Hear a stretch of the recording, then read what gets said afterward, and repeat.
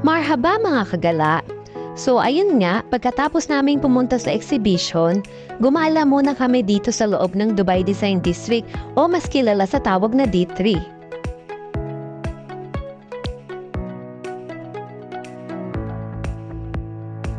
Iba't ibang kumpanyang matatagpuan dito depende sa building location at marami ring restaurant na pwedeng pagpilian kung gusto nyong kumain.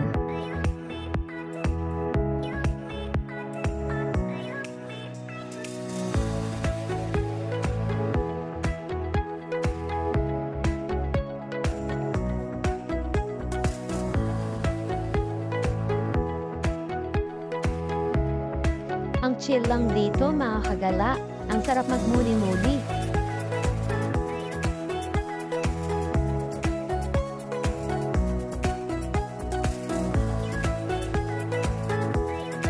Kita nyo naman